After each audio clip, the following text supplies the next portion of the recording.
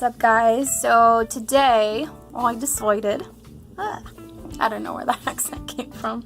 Today I decided I'm going to do a video covering the, I just have a hard time with this, and this tattoo right here.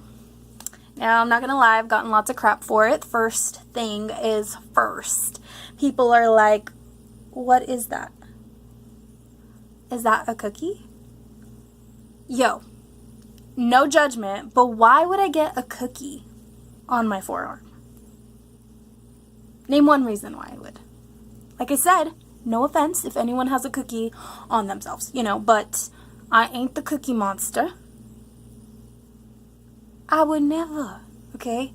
So no, okay? This is not a chocolate chip. This is not a cookie. It's a button. I got this button, and I got this button for my grandmother. My grandmother drew this button for me.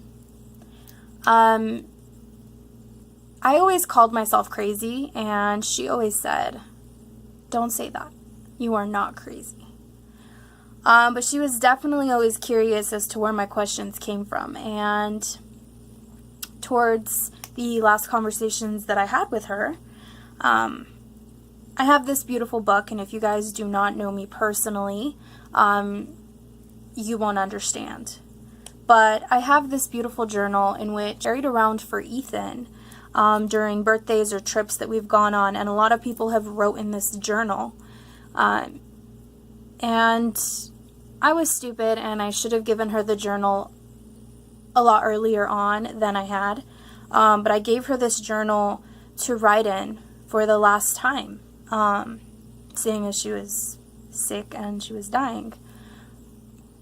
She didn't have a chance. She didn't have the energy to write in his journal, but she did always have beautiful calligraphy, and she wrote his name. She wrote Ethan Angelo on the front page, and she also drew me a button. And let me just backtrack here a little bit.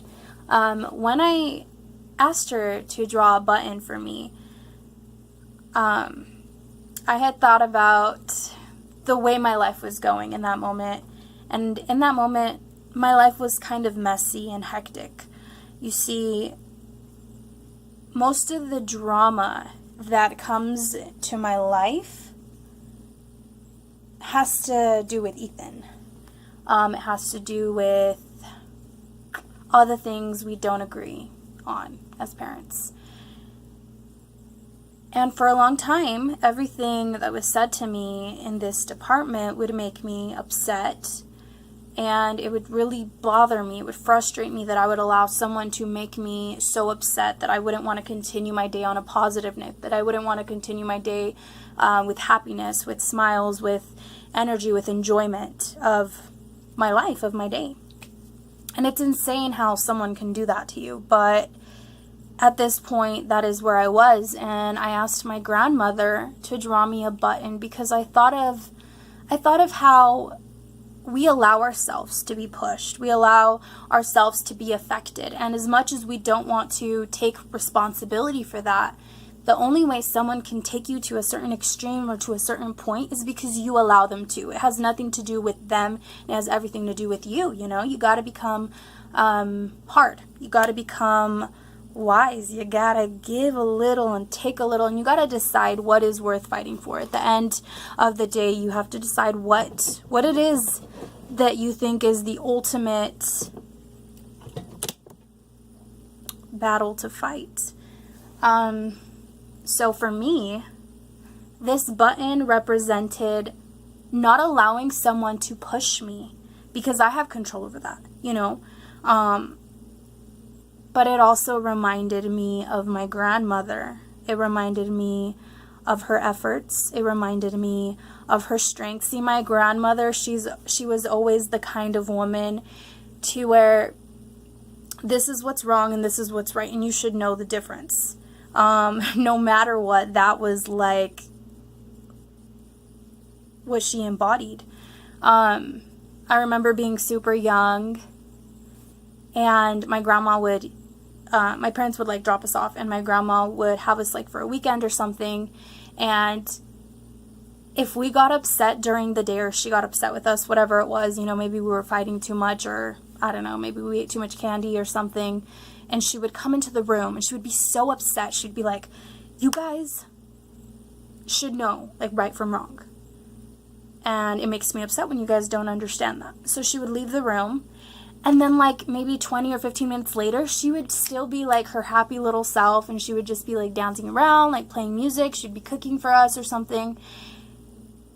And now I look back and I'm like, whoa, like how did she do that? Like how did she lay down the law and then be this happy personality and like still be happy and go on about her day? You know, like it would be as if nothing had happened. And I loved that about her, and I wish that I had that power. You know, I wish that I had something like that would help me during my day. She would just enjoy every moment, like every time that we were together, she would be smiling, and like I appreciate that from her. She was an amazing caregiver to both her mom and her husband when the time came. And during her last days, she was so graceful and so amazing. She wanted to know like what had she missed out on? What had she missed telling us or teaching us? Because during her life, she was such a great influence. And we all have flaws, but I don't know, to me, she was just an amazing woman, and she was always creating something beautiful. Whether she was drawing, painting, writing a beautiful letter, like I said, she had amazing calligraphy. Whether it was cooking, like she was always just serving. And so when I look at this beautiful button, and I will insert a picture so you guys could see it, I look at this and I see the circle. You know, I see the circles that she created. I see how she lined, how she created every line, and it reminds me of life. You know, life's a struggle sometimes. And you could be going in the same circle, and hopefully every time you go into that circle, it changes a little bit for you, you know? This circle is not perfect. It is flawed, but it shows life within everything that it is. The good, the bad. It's all there.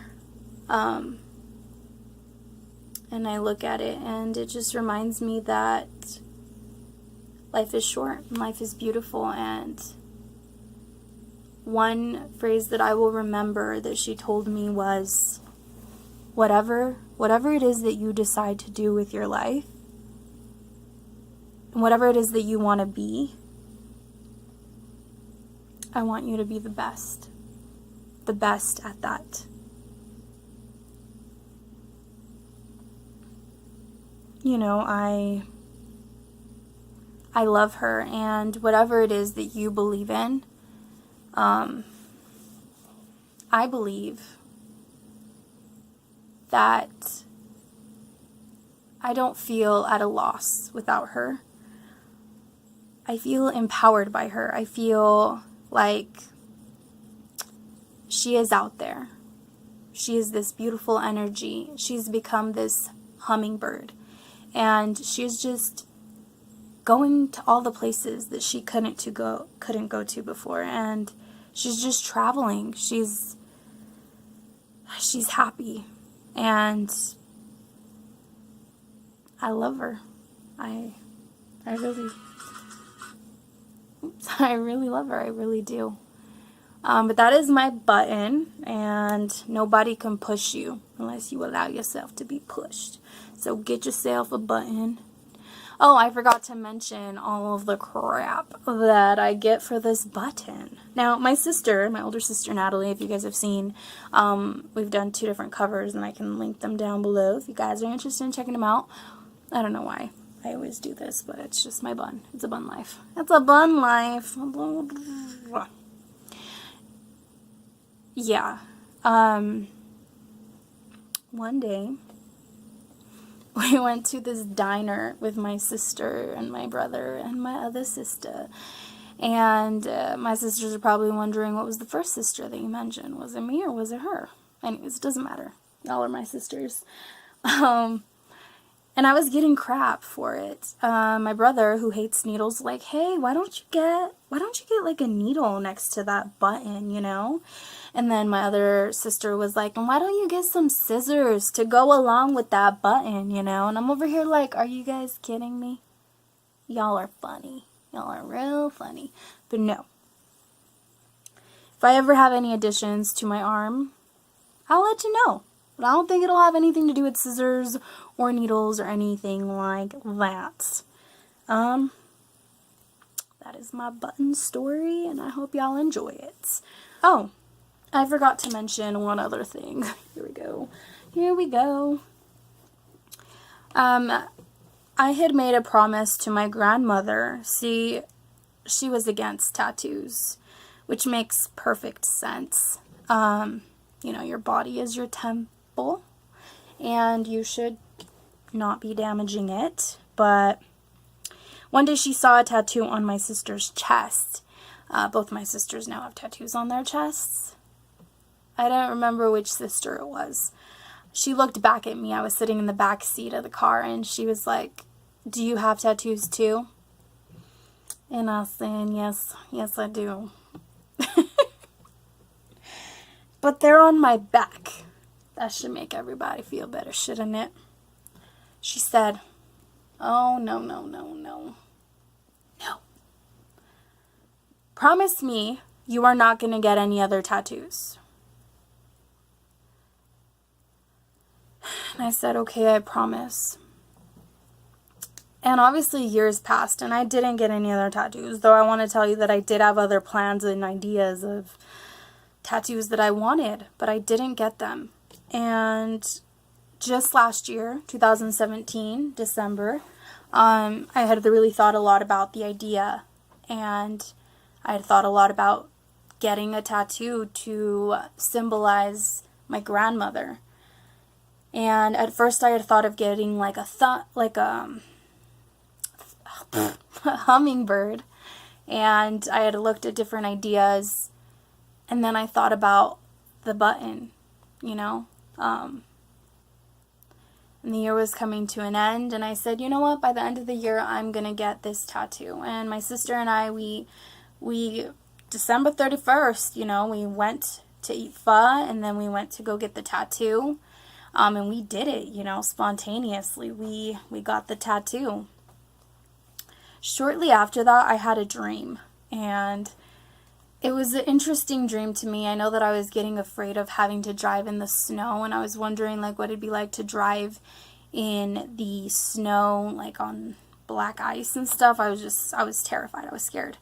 And so I dreamed that I was driving down this road that I'm super familiar with, and I got over a little bit of snow, and I thought like, oh, maybe this is it, you know, maybe this is black ice, but I didn't slide too much.